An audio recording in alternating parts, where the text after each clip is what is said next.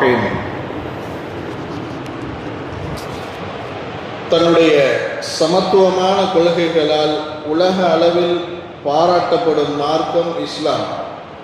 இங்கு மனிதர்களுக்கு மத்தியில் எந்தவிதமான ஏற்றத்தாழ்வுகளும் இல்லை. பள்ளிவாசலில் தொழுகைக்கு வந்தால் அதன் வரிசைகளில் ஏழையும் பணக்காரரும், முதலாளியும் தொழிலாளியும் ஒருவரோடு ஒருவர் தோள் ஒட்டி ஒன்றாகத்தான் நிற்க வேண்டும். மனிதர்கள் பிறப்பால், நிறத்தால், மொழியால், கலாச்சாரத்தால் வேறுபட்டவர்களாக இருந்தாலும் இதை காரணமாக வைத்து அவர்களுக்கிடையே ஏற்றத்தாழ்வுகள் இருக்கக்கூடாது என்று சொல்கிறது இஸ்லாமிய மார்க்கம். அல்லாஹ் கூறுகிறான், யா அய்யுஹன் நாஸு இன்னா خلقناكم من ذكر وأنثى وجعلناكم شعوبا وقبائل لتعارفوا إن أكرمكم عند الله أتقاكم إن الله عليم خبير.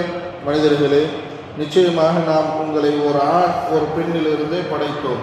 நீங்கள் ஒருவரை ஒருவர் அறிந்து கொள்ளும் பொருட்டு பின்னர் உங்களை கிளைகளாகவும் கோத்திரங்களாகவும் ஆக்கினோம்.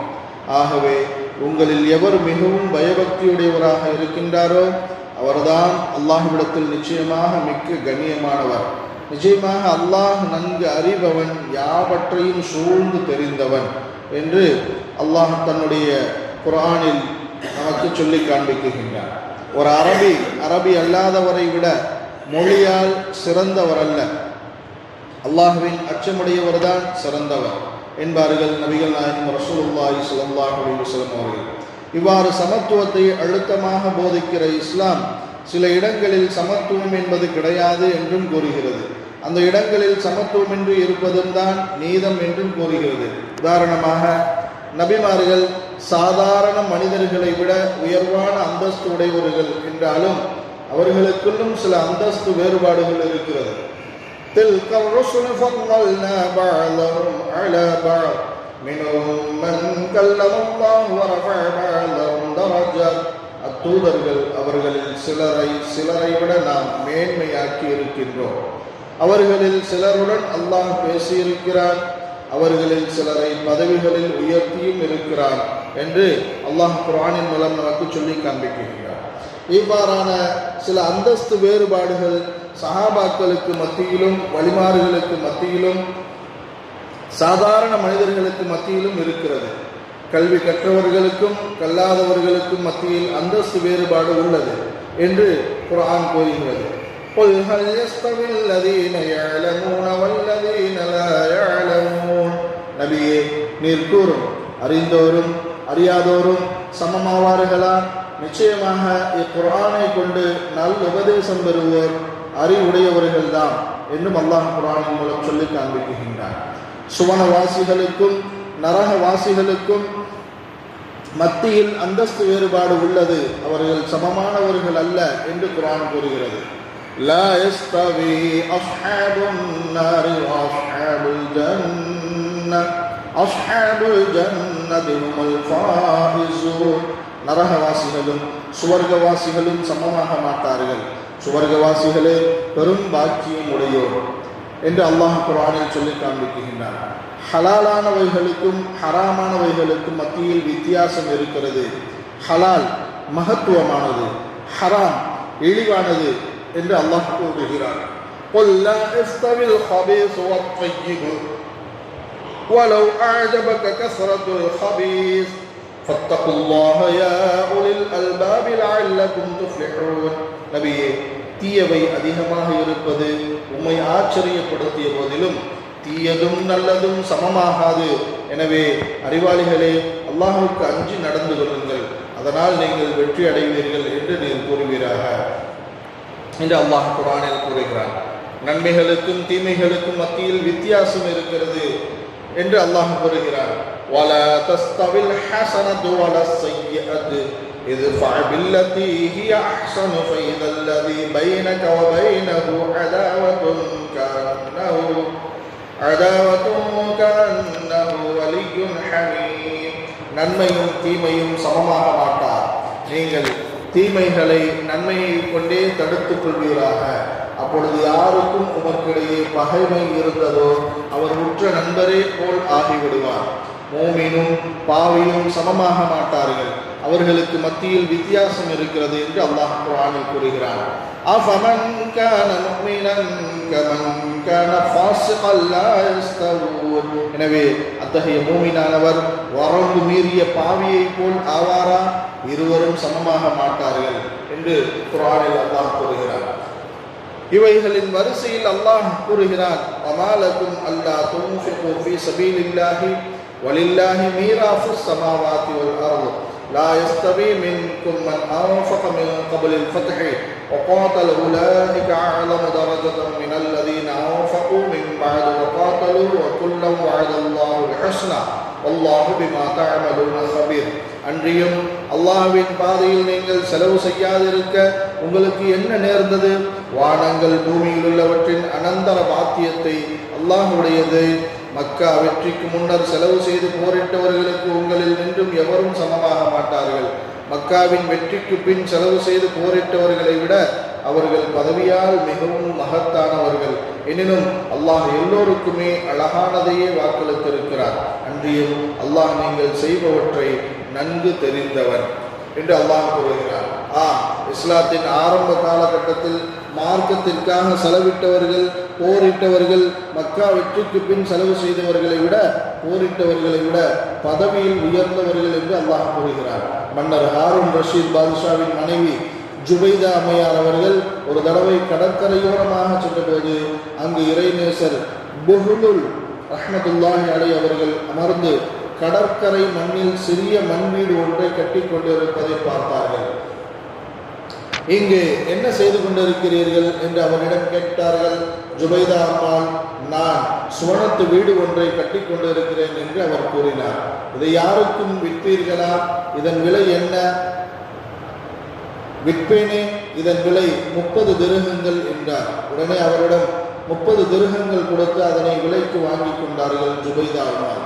இச்செய்தியை அவர்கள் தமது கணவரிடம் வந்து சொன்னபோது அவர் சிரித்துக் கொண்டே, இது என்ன சிறுபிள்ளைத்தனம், நீர் தர்மம் செய்வதாக இருந்தால் யாருக்காவது கொடுத்திருக்கலாம், இப்படி மண் வீட்டையா வாங்குவது என்று கேட்டார். இரவில் மன்னர் கனவு கண்டார். அதில் ஒரு சுவன மாளிகையை காணுகிறார். இது ஜுபைதாவுக்கு உரியது என்று அதில் எழுதப்பட்டு இருந்தது. அவர் அதில் நுழைய முற்பட்ட போது, இது உங்கள் மனைவிக்குரியது, அவரது அனுமதி இல்லாமல் நீங்கள் உள்ளே நுழைய முடியாது என்று கூறி தடுக்கப்படுகிறார். எந்த அமலின் காரணமாக இந்த மாளிகை என் மனைவிக்கு கொடுக்கப்படுகிறது என்று மன்னர் கேட்டார். உங்கள் மனைவி கடற்கரையில் புஹ்லுலிடம் 30 திர்ஹங்கள் விலை கொடுத்து இதை வாங்கியுள்ளார் என்று கனவில் பதில் சொல்லப்பட்டது. காலையில் விழித்ததும் நேராக கடற்கரைக்கு சென்றார் மன்னர். அங்கு முந்தைய நாள் போலவே மண் வீட்டை கட்டி கொண்டிருந்தார் புஹ்லுல் ரஹ்மத்துல்லாஹி அலைஹி அவர்கள். அவரிடம் மன்னர் பேசினார். என்ன செய்து கொண்டிருக்கிறீர்கள்? சுவன மாளிகையை கட்டி கொண்டிருக்கிறேன். விலை எவ்வளவு?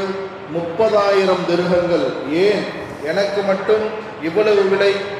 உங்கள் மனைவி நம்பி வாங்கினார், நீங்கள் கனவில் பார்த்த பின் வாங்குகிறீர்கள். ஆக பலன்களை கொண்ட பிறகு செய்கிற நன்மைகளுக்கும் நம்பிக்கையின் அடிப்படையில் மாத்திரம் செய்கிற அமல்களுக்கும் நிறைய வித்தியாசம் உண்டு. இதையே அல்லாஹ் மேற்படி வசனத்தில் சுட்டி காட்டுகிறார். மேற்படி வசனம் அதற்கு அபூபக்கர் சித்தீக் ரலியல்லாஹு அன்ஹு அவர்கள் விஷயத்தில் தான் இறங்கியது. அவர்கள் ஒருமுறை நபி அவர்களின் அவையில் அமர்ந்திருந்தார்கள். அவர்கள் அணிந்திருந்த ஆடையை பொத்தானின் இடத்தில் முள்ளை வைத்து பூட்டியிருந்தார்கள். அப்போது நபி அவர்களிடம் வந்த வானவர் ஜிப்ரீல் அலைஹிஸ்ஸலாத்து வஸ்ஸலாம் அவர்கள் இதனை நபி அவர்களிடம் சுட்டிக்காட்டி, உங்களுடைய நண்பர் ஏன் இப்படி முல்லை வைத்து பூட்டியுள்ளார் என இறைவன் கேட்டு வரச் சொன்னான் என்று கூறினார்கள். அப்போது நபி அவர்கள், மக்கா வெற்றிக்கு முன்னர் தான் எனது தோழர் தனது எல்லா செல்வங்களையும் பிறருக்கு கொடுத்து விட்டாரே, அதனால்தான் இவ்வாறு வறுமை நிலையில் உள்ளார் என்று கூறினார்கள். உடனே வானவர் ஜிப்ரீல் அலைஹிஸ்ஸலாத்து வஸ்ஸலாம் அவர்கள், அல்லாஹ் உங்கள் நண்பருக்கு சலாம் சொல்ல சொன்னான், அதை அவருக்கு கூறிவிடுங்கள் என்றார்கள். பிறகு அல்லாஹ் அவருக்கு இவ்வளவு சோதனைகளை கொடுத்தான், அதனால் அவருக்கு அல்லாஹ் மீது ஏதும் அதிருப்தி கோபம் உள்ளதா என கேளுங்கள் என்றார்கள்.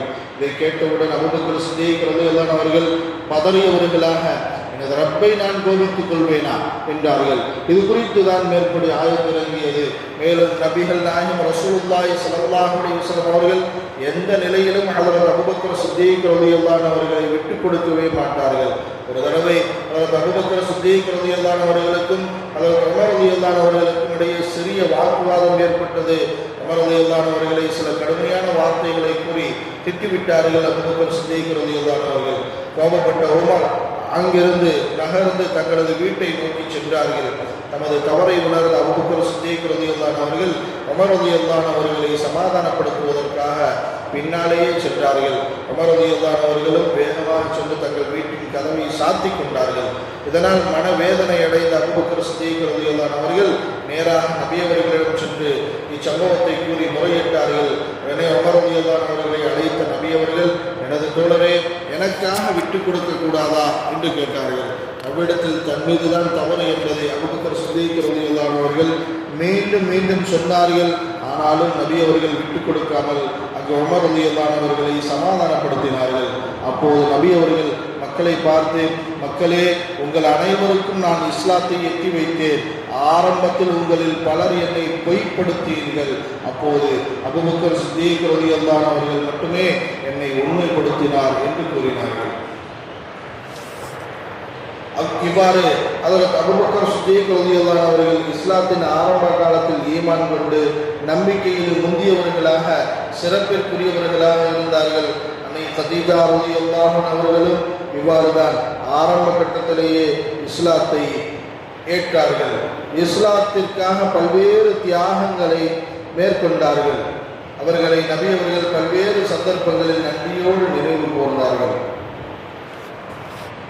ஒரு முறை நபிகள் நாயகம் ரசூலுல்லாஹி ஸல்லல்லாஹு அலைஹி வஸல்லம் அவர்கள் சஹாபாக்களிடம், பிற்காலத்தில் ஒரு சமூகம் வரும், அவர்களது அமலோடு ஒப்பிடுகையில் உங்களது அமலை மிக குறைவாக எண்ணுவீர்கள், அவ்வளவு அதிகமாக அவர்கள் அமல் செய்வார்கள் என்று கூறினார்கள்.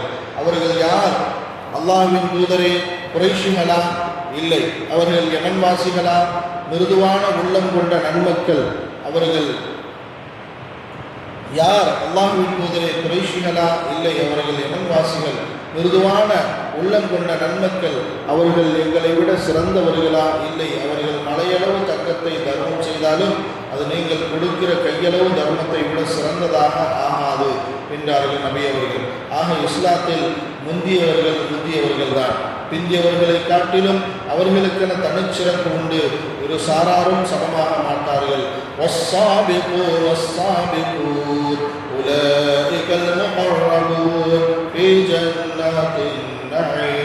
நம்பிக்கையில் முந்தியவர்கள் மறுமையிலும் முந்தியவர்களே ஆவார்கள். இவர்கள் இறைவனுக்கு அண்மையில் ஆக்கப்பட்டவர்கள். இவர்கள் பாக்கியம் உள்ளவர் சுவனச் சோலைகளில் இருப்பார்கள்.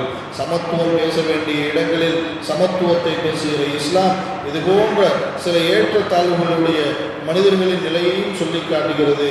இந்த ஏற்றத்தாழ்வுகள் தான் நீதமானது என்றும் நமக்கு எடுத்துரைக்கிறது. கண்ணியமானவர்களுக்கு கண்ணியம் இருக்கிறது என்பதை கண்ணியமானவர்கள் தான் அறிவார்கள் என்று கூறுகிறார்கள் நபிகள் நாயகம் ரசூலுல்லாஹி ஸல்லல்லாஹு அலைஹி வஸல்லம் அவர்கள்.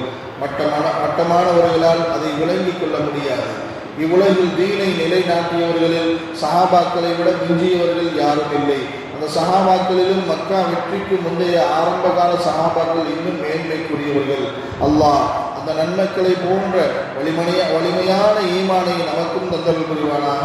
அவர்களை போல் நல்லமல்களை செய்யக்கூடிய பாக்கியவான்களாக நம்மையும் ஆக்கி அருள் புரிவானாக.